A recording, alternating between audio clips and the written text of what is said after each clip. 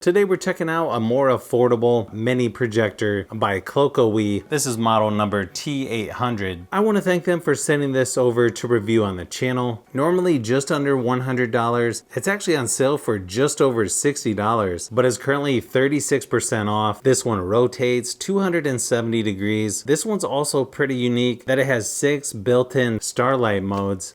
Also has 7 different ambient light colors, so you could just point this at the ceiling for different lighting effects. It's got 300 ANSI lumens, dual band Wi-Fi 6, also has Bluetooth 5.2. It also has auto Keystone correction. It's a native 720p resolution, also supports 1080p as well. Minimum throw distance on this one is 3.3 feet. Pretty small remote control. You've got directional arrows, OK button, menu, home, back button, volume controls. You also have some lighting controls there as well. They also throw in a lens cap. You can see it's pretty compact. You've got the focus right here on top.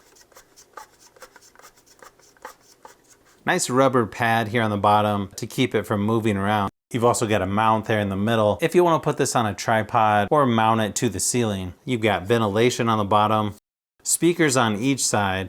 Here on the back, you've got your power, USB port, HDMI, headphone jack, remote control sensor, and where you plug in the power.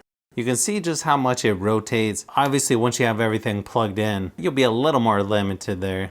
It's got a pretty simple design to it. The home screen is pretty simple. You've got shortcuts over on the side with settings, Wi-Fi, Bluetooth, and HDMI. You also have DLNA, iOS Cast, and Miracast, right along with some other shortcuts in the middle. It's a little bit different on how the manual Keystone adjustment is, but it doesn't take long to get used to. You can adjust quite a few things on here like brightness, contrast, color, and sharpness. You've also got things like auto sleep and Bluetooth on here. The screen brightness is a little too dark compared to most other projectors I've tested. It may be okay for some things, but should definitely be a little bit brighter in my opinion. I know when I tried to adjust the picture settings, it gets blown out really fast. So probably the best setting is called dynamic under picture mode, which is a little bit better. Surprisingly, it is a little bit clearer than I was expecting since it has manual focus. Again, it may work better on some things versus others, but overall picture quality is kind of what you would expect for a projector in this price range. I feel like the built-in speakers are a little too quiet on here. I turned it all the way up to 100 and it still didn't seem that loud. But here's a quick sample just to give you an idea of how it sounds.